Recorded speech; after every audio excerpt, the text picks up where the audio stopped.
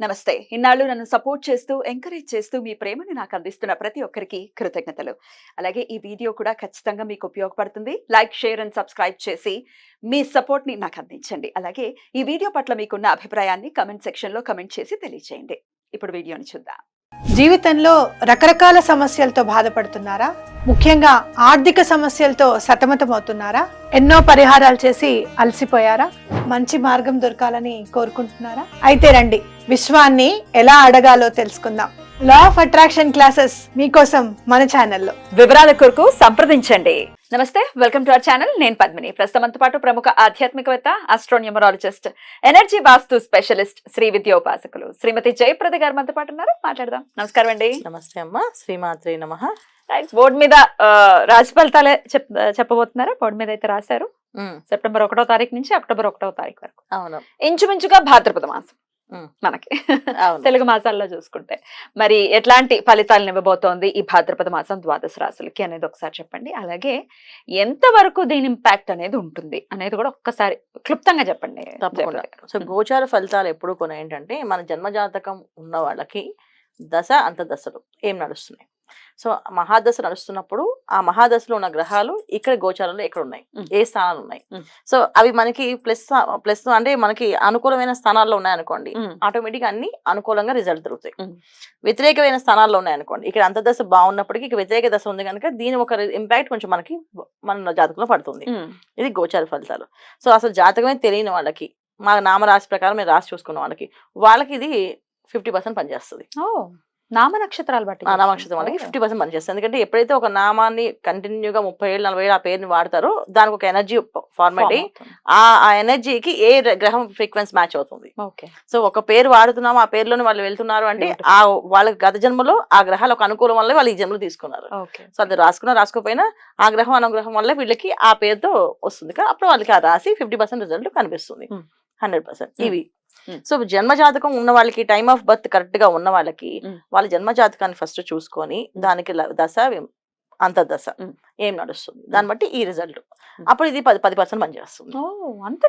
అంత డిఫరెన్స్ ఉంటుంది. ఎందుకంటే జాతకంలో అస్సలు బాగాలేదు, జన్మ జాతకంలో చాలా ఇబ్బంది పడుతున్నారు, వాళ్ళు చాలా కష్టపడుతున్నారు. వాళ్ళకి గోచారంలో వాళ్ళ గ్రహాలు అనుకూలంగా ఉన్నాయనుకోండి, కాస్త ఊపిరి పీల్చుకున్నట్టుగా అమ్మయ్య ఏదో ఉపశమనం అంటే ఏదో ఒక పరిహారము, ఒక రెమెడీ చేయడము, దానివల్ల బయటపడ్డము, ఏదో ఒక గురువు ఒక అనుగ్రహము ఏదో జరుగుతూ ఉంటుంది అన్నమాట. సో అలాంటి రిజల్ట్ వస్తుంది. ఇది గోచార ఫలితాలు. సో గోచారంలో మనకి మీనరాశిలో రాహు, వృషభంలో గురువు, తర్వాత సో మా కన్యా రాశిలో కేతువు, కుంభరాశిలో శని భగవానుడు వక్రించున్నాడు. ఇది వర్ష గ్రహాలు. సో ఈ సంవత్సరం వరకు మారవి, ఇవన్నీ అలాగే ఉంటాయి. సో మాస ఫలితాలు మనం ఎందుకు చెప్పుకుంటాం అంటే, రవి, కుజుడు, శుక్రుడు, బుధుడు ఈ 4 గ్రహాలు ప్రతి మాసం మారుతుంటాయి. సో ఇవి మెయిన్ ఇంపాక్ట్ ఇవ్వకపోయినప్పటికీ కూడా ఇంపాక్ట్ వీళ్ళతోటి. ఎందుకంటే వీళ్ళు మెయిన్ గ్రహాలు ఏంటంటే ఈ గురువు ప్లస్ శని భగవాన్ పెద్ద పెద్ద దశలు. కాకపోతే ఏంటంటే చిన్న చిన్న పనులు కావాలంటే మనం పెద్ద సీఎం దగ్గరికి వెళ్ళాం కదా. సో అలాంటి పనులు చేయడానికి వీళ్ళు మనకి ఉపయోగపడతారు. అంటే ఏంటి అంటే మనకు చిన్న ఉద్యోగంలో ప్రమోషన్లు కానీ, మన ఇంట్లో చిన్న ఆనందం కానీ, ఇలాంటివన్నీ కావాలంటే బుధుడు ఎక్కడ ఉన్నాడు, శుక్రుడు ఎక్కడ ఉన్నాడు, కుజుడు ఎక్కడ ఉన్నాడు చూసుకుంటే ఆటోమేటిక్ గా చిన్న చిన్న పనుల్లో మనం లీడర్షిప్ క్వాలిటీస్ కావాలి, లేదా అధికారులతో మాట్లాడాలి, రవి ఎక్కడ ఉన్నాడు, ఆ రవి మనకి ఎలా యోగిస్తాడు, అది మాస ఫలితాలు. ఇవి మనం చెప్పేది.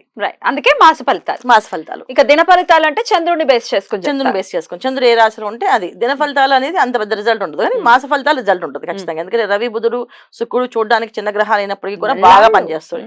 ఇంపాక్ట్ చాలా ఎక్కువగా ఉంటుంది. నెలలు కదండి, నెల రోజులు అదే 15 రోజులకి. మరి మిథున రాశి వారికి ఎలాంటి రిజల్ట్స్ ఇస్తుందండి ఈ సెప్టెంబర్ మాసం?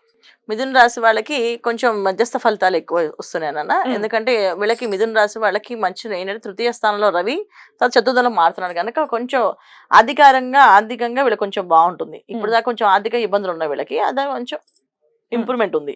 తర్వాత ఆరోగ్య విషయంలో కొంచెం జాగ్రత్త వహించాలి. ఎందుకంటే లగ్నంలో కూర్చున్నాడు, రాశిలో కూర్చున్నాడు. లగ్నం అనుకోవచ్చు. ఒకవేళ లగ్నం చూసుకునే వాళ్ళకి కూడా ఉపయోగపడుతుంది, పనిచేస్తుంది. సో కుజుడు అక్కడ ఉండడం వల్ల ఏంటంటే ఉన్నట్టుండి అనుకోకుండా టెన్షన్ వాళ్ళు తెచ్చుకోవడం, లేదా టెన్షన్ గా మాట్లాడడము, ఆవేశం లేని వాళ్ళు ఆవేశం తెచ్చుకొని మాట్లాడితే వాళ్ళకి ఏమవుతుంది, ఆరోగ్య సమస్యలు వస్తాయి. అలాంటి ఇబ్బందులు ఉన్నాయి తప్ప. తర్వాత మళ్ళీ ఏంటంటే స్నేహితులు నమ్మించి మోసం చేసే అవకాశాలు ఎక్కువ ఉన్నాయి ఈ మిథున రాశి వాళ్ళకి. ఈ లగ్నంలో కూర్చొని ఉండడం వల్ల నెగిటివ్ ఎనర్జీస్ పనిచేసే అవకాశాలు ఎక్కువగా ఉన్నాయి కనుక కొంచెం చూసుకోవాల్సింది. మిగతా విషయాలు అన్ని విషయాల్లో వీళ్ళకి బాగుంది. వివాహ విషయంలో వివాహం అయ్యే అవకాశాలు ఉన్నాయి. చాలా రోజుల నుంచి వివాహం కుదరక చేసుకోని అనుకునే వాళ్ళు కూడా చేసుకుంటాను, వివాహం చేసుకోవాల్సిందే, లేకపోతే నా లైఫ్ లేదు అనే థాట్ తెప్పిస్తారు, డెసిషన్కి వచ్చేస్తారు. ఎందుకంటే చాలా మంది ఏంటి వివాహం ఇప్పుడు చేసుకోకపోతే ఏమవుతుంది, ఇబ్బంది ఏముంది, ఆయన చేసుకుని ఏం సాధిస్తా అనే ఒక వైరాగ్యం తీసుకొచ్చిన మాటలు ఉన్నాయి. ఎప్పుడైతే కుజుడు వచ్చాడో వాళ్ళ రాశిలోకి, లేదు వివాహం చేసుకోవాలి, నాకంటే ఒక మనిషి ఉండాలనే కోరిక వాళ్ళకి కలుగుతుంది. సంతానం భాగ్యం లేని వాళ్ళకి సంతానం ఎలాగైనా కలగాలనే కోరికను కలిగిస్తాడు. సో కుజుడు అనేది ఏంటంటే ఎంత అగ్రెసివ్, ఆయన అన్ని విషయాల్లో కూడా కోరికలు తెప్పిస్తాడు. కారు, బంగ్లా ఇలా ఉంటే బాగుంటుంది అని చెప్పి తెప్పించేది కూడా ఆయనే. సో ఈ యోగం కావాలంటే ఇలా చేయాలని చెప్పి కోరికలు కూడా ఆయనే పుట్టిస్తాడు, తీర్చేటటువంటి పరిస్థితి కూడా వస్తుంది ఆయన వల్ల. ఎందుకంటే శుక్రుడు జనరల్ గా కోరికలకి ఆయన అధిపతి అంటారు కానీ కాకపోతే ఏంటంటే ఇక్కడ కుజుడే, ఎందుకంటే కోరిక పుట్టించ సాధించుకోవాలి. శుక్రుడు కోరిక పుట్టిస్తాడు అంతే, సాధించడానికి దారి చూపించాడు ఆయన. మరి క్రోధం మిగిలిపోతుంది, అప్పుడు కోరిక తీరకపోతే క్రోధమే కదా. కుజుడుకు దారి చూపిస్తాడు ఖచ్చితంగా. అందుకని ఏంటంటే కొంచెం వీళ్ళు హ్యాపీగా ఈ మాసంలో అన్ని విషయాలు అనుకు వాళ్ళందరూ వాళ్ళే మార్పు జరగడము. పిల్లల విషయంలో బద్ధకాన్ని వదిలేసి చదివేవాళ్ళు చాలా మంది చాలా రోజు నుంచి బద్ధకంగా ఆ టైంకి ఎగ్జామ్స్ టైం చదవడానికి కాకుండా, లేదు చదవాలి, ఏదైనా సాధించాలి, నలుగురిలో ఇంకా మంచి పేరు రావాలి నాకు అనే ఫీలింగ్ తెప్పించే వాళ్ళు చదవడం అనేది, ఇవన్నీ కొన్ని జరుగుతాయి. వీసాలు, పాస్పోర్ట్స్ ప్రాబ్లమ్స్ ఉన్న వాళ్ళు కూడా సాల్వ్ అవుతాయి. అవి కొన్ని వీళ్ళ విదేశాల్లో వెళ్ళడం, ఉద్యోగాలు సెటిల్ అవ్వడం అనేది కొన్ని వీళ్ళకి బ్రహ్మాండంగా బాగుంటుంది ఈ మాసంలో. తర్వాత ఏంటంటే ఇక్కడ శుక్రశనులు కలిసి, శుక్ర కేతువులు కలిసి ఉండడం వల్ల కొన్ని విషయాలు ఏంటంటే మాయలో పడ్డం, లవ్ చేసామని చెప్పడం, అమ్మాయిలు అబ్బాయిలు ఇష్టపడడం కానీ ఇంట్లో చెప్పడం కానీ, ఇవి కొంచెం డిస్టర్బెన్సెస్ తీసుకొస్తుంది. అది కొంచెం ఇబ్బందికరమైన వాతావరణం సృష్టిస్తుంది. కానీ వీళ్ళు ప్రేమించిన వాళ్ళు నిజాయితీగా ఉన్నారు లేదని మనం చెక్ చేసుకోవాలి. ఎందుకంటే వీళ్ళకి మాయగానే అవకాశం ఉంది. ఎందుకంటే కన్యా రాశిలో కేతువు, తర్వాత అక్కడ మీన రాశిలో రాహు. జనరల్ గా ఎప్పుడైతే ఉన్నారో వీళ్ళు మాయలో పడే అవకాశం ఎక్కువగా ఉంటుంది. సో అందుకని ఖచ్చితంగా వాళ్ళు చెక్ చేసి వివాహం చేయడం అనేది ఉత్తమం. మంచి వాళ్ళే, మంచి అబ్బాయి అవ్వచ్చు, మంచి అమ్మాయి అవ్వచ్చు. కానీ ఆ టైం జాతకం ఈ మాసంలో జరిగే విషయాలు ఏంటంటే గొడవలకి దారి తీసే అవకాశమే తప్ప కలిసి ఉండే అవకాశాలు లేవు. ఎందుకంటే లగ్నంలో కుజుడు, రాశిలో కుజుడు, ఎప్పుడు కూడా ఏంటంటే రాశాధిపతి ఎప్పుడైతే కుజుడు ఉన్నాడో అక్కడ ఖచ్చితంగా అది రిలేషన్స్ బ్రేక్ అని అవుతుంది, రిలేషన్స్ ని ఇబ్బంది పెట్టేది అవుతుంది తప్ప కలిపేది ఉండదు.